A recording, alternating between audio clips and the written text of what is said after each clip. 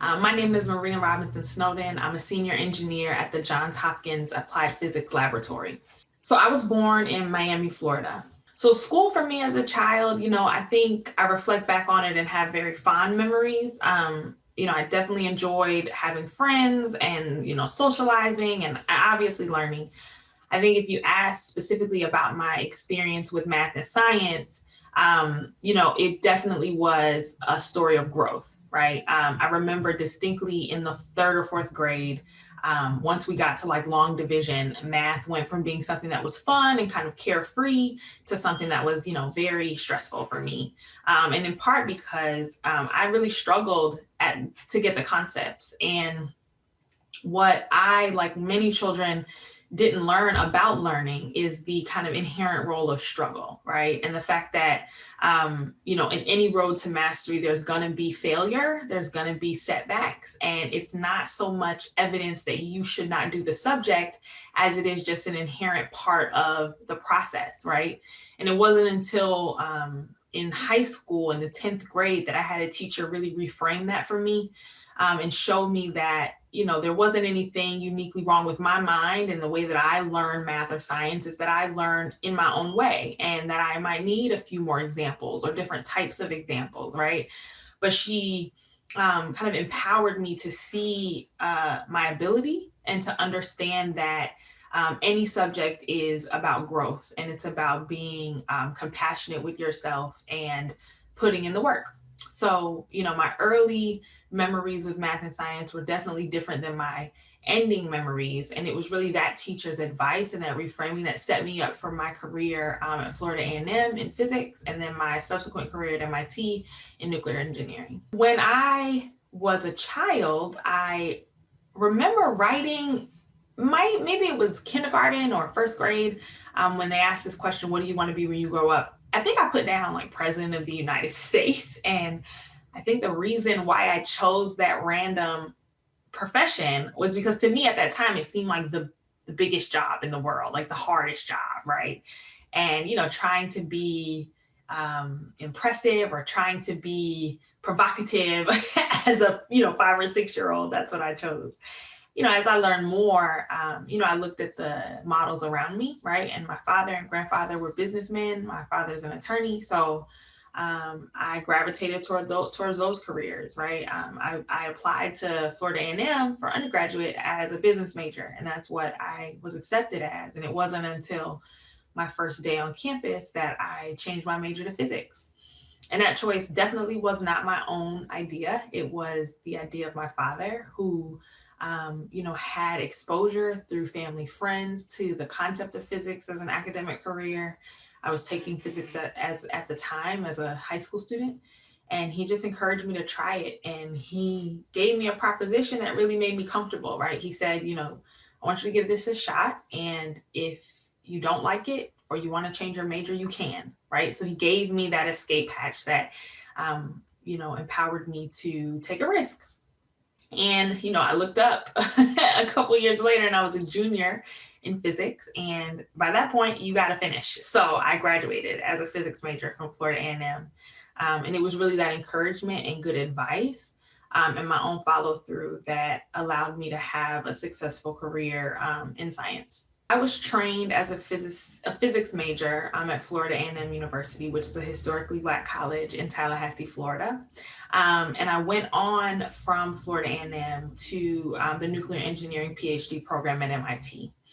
And again, none of this was a part of my plan. It was a lot of good advice and mentorship along the way, particularly being advised to pursue an internship at the MIT Summer Research Program.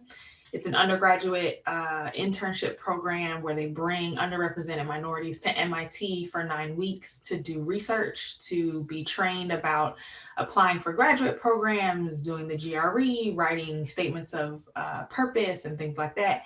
And that was really a formidable experience for me. I'm still friends with many of the students that I interned with.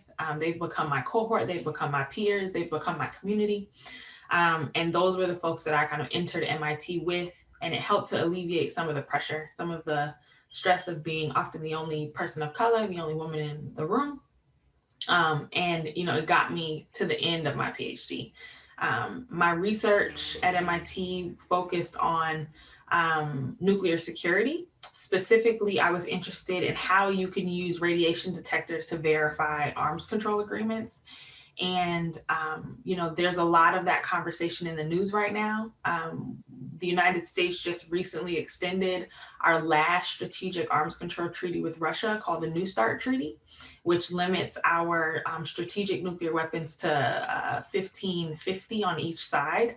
And, one of the most important aspects of that treaty is verification and making sure that you can be confident that each side is complying to the terms. And one of the ways that you do that is through radiation detection. And I was interested in kind of what the next generation of that technology was, how we could use it in different ways to get after different questions. And it really helped to merge 2 or 3 areas that I was really interested in, right? Not only was I interested in the technical work, but nuclear security is so fascinating because it's not enough to just be literate in the technical side. You have to also be conscious and appreciate the cultural implications of the work and the historical context that your technical work exists in, right? Because if you're talking about anything that needs to be negotiated, it's unfortunately not a purely objective endeavor, right? There's a lot of subjective factors, and those things often fall under culture and history and personalities, right? And it was a really great thesis topic. Never got boring. The world was always changing under my feet. And that was really what I enjoyed the most about the experience. There have been so many important mentors to me over my life. And, one thing that I think is important to acknowledge is mentors don't always show up with that title or that name on their chest, right? It's often not an explicit relationship that each party agrees to, that you sign on the dotted line of a mentorship agreement, right? It's often somebody sees promise in you, or you see inspiration and motivation from another person's path. And, those 2 people reach out to each other, right? For me, I've had professors, I've had teachers in high school and in college and beyond who have taken an interest in me and tried to put opportunities in my path. I've had colleagues and, colleagues that are years ahead of me see promise and try again to put opportunities in my path. One mentor that I would like to highlight is Ambassador Bonnie Jenkins. She's formerly of the State Department, and she's been a trailblazer for me and so many other women of color in the security space, whether you're talking about hard security or soft security, right? She's led huge portfolios and projects across the State Department under, chemical, bionuclear, radiological issues. And not only did she do that substantive work, but she's also poured a lot of her time and effort in trying to build the community that comes behind her, right? She founded an organization, Women of Color Advancing Peace and Security, which I was fortunate enough to come into the workforce at the time that this organization was getting started. And she's really fostered, a community of women who respect and amplify our work, right? We band together to leverage our collective power on issues of policy and also on institutional kind of configurations and demographics. So Bonnie's really been, a force in the field, both substantively in the work and also with respect to the community and the type of experience that women, and particularly women of color, have in this space. So if there was one Black woman that I had to highlight as an inspiration, and there are so many, not just in the sciences or engineering, but in the arts and in politics and in business, right? The list is endless. One woman that I would like to call out is Dr. Shirley Ann Jackson. She was the first Black woman to earn a PhD in any field at the Massachusetts Institute of Technology. And she was definitely an inspiration for me. There's a hallway at MIT called the Infinite Corridor, and it's called that because it's one of the longest hallways on campus. And in that hallway, there's a large plaque that's dedicated to her life and her experience and career, both at MIT and in the sciences in general. She not only was the first Black woman to earn her PhD from MIT, she also went on to be the chairwoman of the Nuclear Regulatory Commission, right? So this is the organization that sets policy and regulation for our peaceful nuclear energy use. She has become the president of Rensselaer Polytechnic Institute in New York, and has led that university for a number of years, right? So she has been excellent across a number of different sectors, a number of different challenges, and has just served as such an example for Black women in particular and women in general about kind of the limitlessness of our power and our excellence and our minds. And she continues to be an inspiration to me and my friends at MIT and my colleagues. And I really thank her for her work and her continued dedication to the field. So in terms of advice that I have for other Black women and girls who are interested in rising up, whether it's in STEM or it's in the arts or it's in, strategic thinking, it's going to be a challenging road, okay? And you have to just accept that as a matter of the fact. But what you also have to accept while you accept the challenge of the road ahead of you is the power that you have to sustain and endure, right? And with respect to particular advice, I think it's really important that we're able to parse down our big, bold goals into really executable steps. You have to set achievable goals. So you don't try to bench press 500 pounds on the first try, right? You start with 5 pounds at a time. And that's what you have to do as well with your intellectual pursuits. You have to figure out what's the small thing that I can do today that moves me forward to that goal, right? And you have to find a community of folks that's going to help you, weather and help you maintain your sanity and your sense of self as you pursue these goals, right? I talked about the community that was essential to me as I went through MIT and also as I've been on this journey in my early career. I'm now mid-career, which is absolutely crazy. But I think, understanding that this path is for you, that challenge does not disqualify you from this path, right? That challenge is a part of the process. It's to be expected, and that you are capable of rising to the challenge, right? And you have to set up the systems and the structures around you that can counteract and counterbalance that challenge, right? That can get you where you need to be. You need to find the folks who have aspects that you want to emulate, right? That have attributes that you want to replicate in your own life. And don't look for one mentor to provide every need, right? You want to have a diverse set of board of directors, right? People that inspire you, that motivate you, that put you in a position to elevate and to level up, and you want to continue to engage with those folks and understand that you do have agency in your experience. And there are things that are outside of your control, and those don't need to take up very much of your time. The things that you can control are the things that you need to invest in, and that you are more than capable of doing that. Now that I'm at the point in my career where, it blows my mind that I've been out of school for as long as I have at this point, but you find yourself as you enter the mid-career ranks having folks but under you or that are right behind you in terms of their position in line, asking for your advice, asking for your experience, asking to help you or help them anticipate, the road ahead. And for me, the way that I have tried to be of service is to be as generous as I can with my experience, with my knowledge, with my insight, right? And trying to be as authentic as I can with the actual experience that I had and the feelings that I felt along that road. Practically speaking, it's about making time. It's about being reliable when folks reach out to you. It's about making sure that the opportunities that come across your inbox don't die in your inbox, that you're forwarding them on to folks so that they can make the most of those cards, right? And it's also understanding what opportunities you should take and which ones that you should elevate and recommend other women and women of color in the field to pursue, right? So, understanding that the pie is big enough for all of us. It's not a zero-sum game. And karma is a thing, and what you put out does come back to you. So for me, paying it forward is about, being aware of all these different dimensions of service and understanding that, even small acts in the sum total, they add up, they are impactful. And that's really the way that I have pursued, being of support and being of service to the community.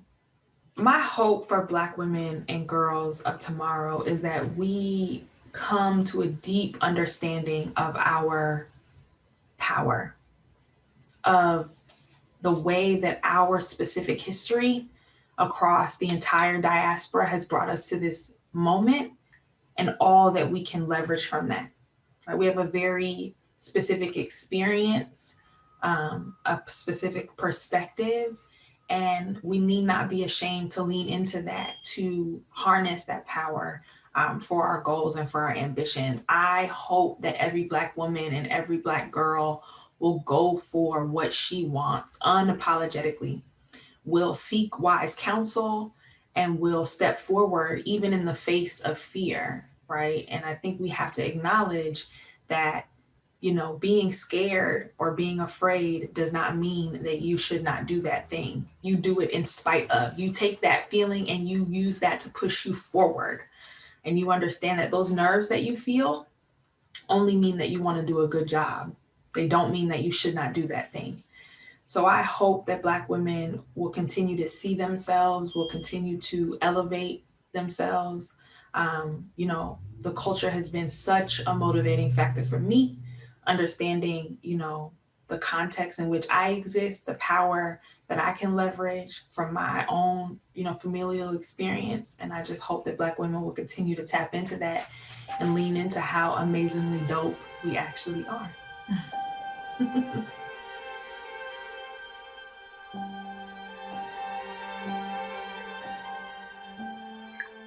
Hi, my name is Erica Alston. And first, let me just say, it is a pleasure to talk to you today. And I feel so privileged to be in the great company of my colleagues, Dr. Marina Robinson Snowden and Miss Shanisa Jackson. Ladies, it is truly an honor. But I do want to take a little bit of time to tell you a little bit about myself, a little bit about my story, how I got to where I am, and a little bit about the women who've helped me along the way. And hopefully, I can end with some inspirational words for those young ladies who look like me, who might be facing decisions about where they want to end up, where their place is in this world. So, I'm from a really small town in northeastern North Carolina. It's called Lewisburg. And when I was young, it only had 5 stoplights. It's a primarily agricultural county, and I thrived there, but I wasn't satisfied there. I knew there was more than what my eyes could just see looking out. I wanted more. I wanted to experience more. And I knew that the best way for me to do that was through education. My family really did push education as a way to unlock doors that maybe weren't previously open before. I don't know if I really fully understood what that meant as a young girl, but as I got older, I understood. So going to school, I'm from, the country. It's rural. Everything is Title I in my county. But I didn't know that. But what I did know is that I had some teachers that really took an interest in me, and they nurtured me. They poured into my spirit success, positivity, encouragement.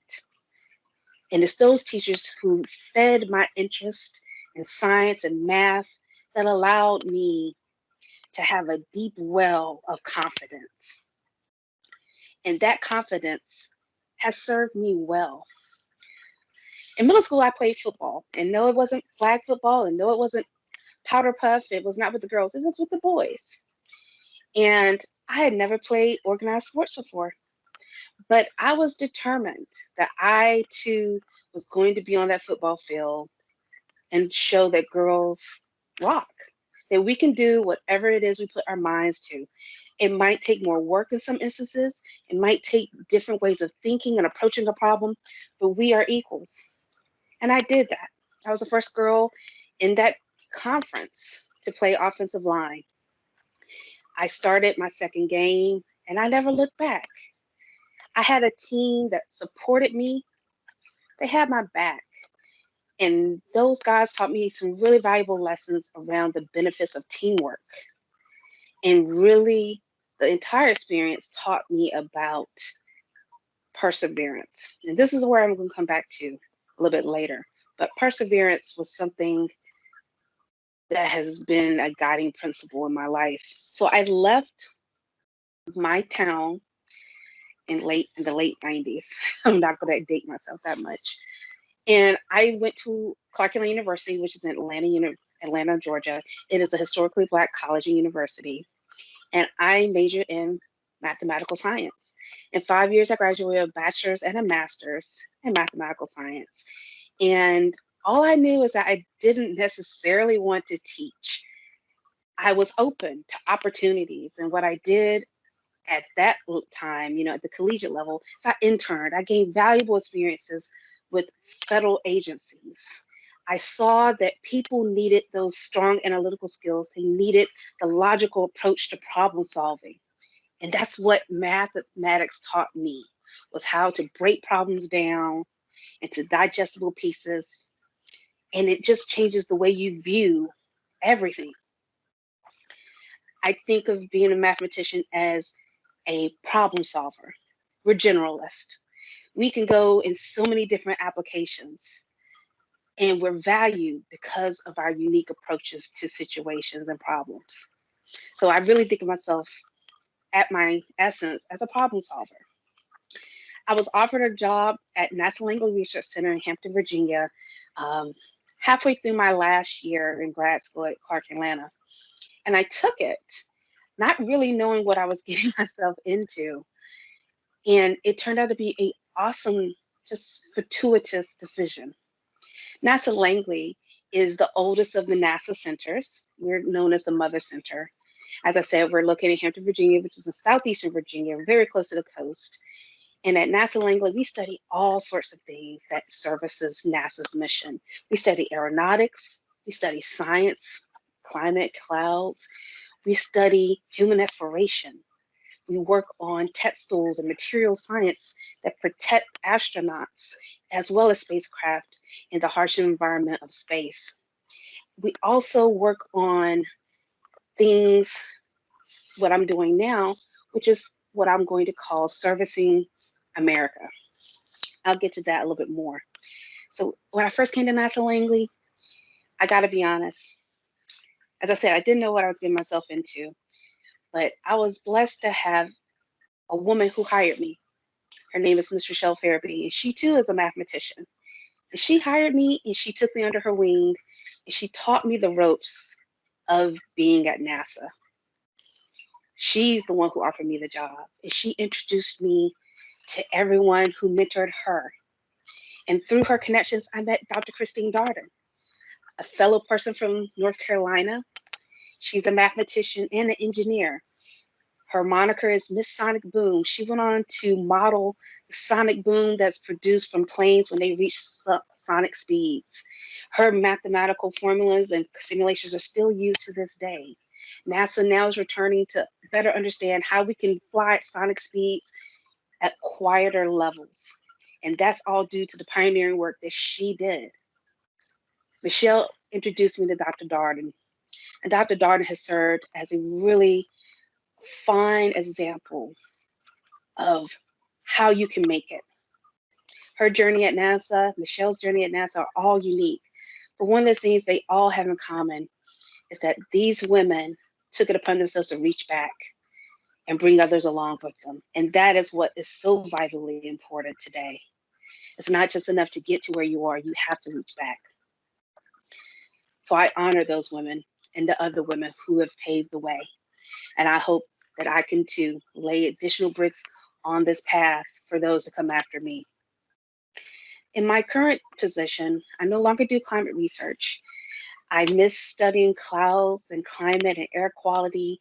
I really enjoyed that work and really understanding the intersection between climate and air quality, publishing, giving presentations on that research, especially as it's focused on the southeastern US, which is my home.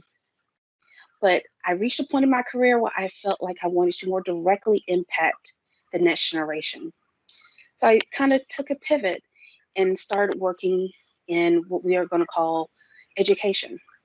And in this role, I serve as the deputy project manager for the Space Grant program. And what is Space Grant? Space Grant is an awesome program that NASA funds that has grantees in all 50 states and 2 territories, DC and Puerto Rico.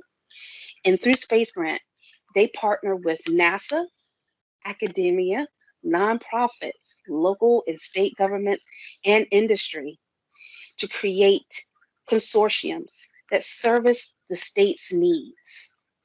What you get is a program that's finely tuned to each individual state's needs in terms of workforce development, especially in the areas of STEM. So what you might get in Vermont looks very different than what you'll get in Florida, which looks different than what you'll get in Utah. The great thing about Space Grant is that it's everywhere. If you're a student, K-12 or collegiate level, Space Grant is there, and I urge you to reach out to it. You can find out more about Space Grant at www.stem.nasa.gov and search for Space Grant. The thing about Space Grant that I'm so excited about is that we directly create opportunities for students to pursue STEM careers, as well as careers that help support those STEM careers. We focus on education. We focus on teachers. We focus on space law. We focus on all the things that make a cohesive program to create the next generation of STEM practitioners. And it's through that program that I feel like I have the ability to make a way for students who are pursuing their degrees now. If I had any advice to give to young Black girls now, or women who are in a situation they want to shift, my advice would be that you know that you have everything that you need to succeed. Nobody promises this will be easy, but you have it within you. Just because people haven't worked with people who look like you, talk like you, sound like you, walk like you, doesn't mean that you're not supposed to be in that space. And when you show up in that space, you show up and show out in that space. I'm a proud HBCU graduate, and I know that that college prepared me for life's ups and downs because they poured into me. They poured confidence into me. They instilled the work ethic in me. They believed in me. So that when I went on to Georgia Tech to get my PhD, I knew I had everything I needed to be successful. I didn't need the validation. So that's what I would tell young Black women today. Don't seek external validation. Own your validation, because that's what's going to sustain you. And lastly, I would say that something that I always feel more powerful when I think about. The iron that is in your blood that gives it its distinctive color and function is actually found in the death throes of stars. I don't know about you, but if I think about that, I'm made of stardust. I'm celestial. So it doesn't matter if there's a problem or challenges or obstacles. I'm powerful beyond measure. I have every right, and I've earned my place at the table. Because why? We're all connected. We're all connected through the things that make us human. And we are powerful beings. So Black girls, Black women, I say keep your heads up, lift your crown, and know that you are enough, that you are seen, and that you are valued. It has been a pleasure talking to you today. Thank you.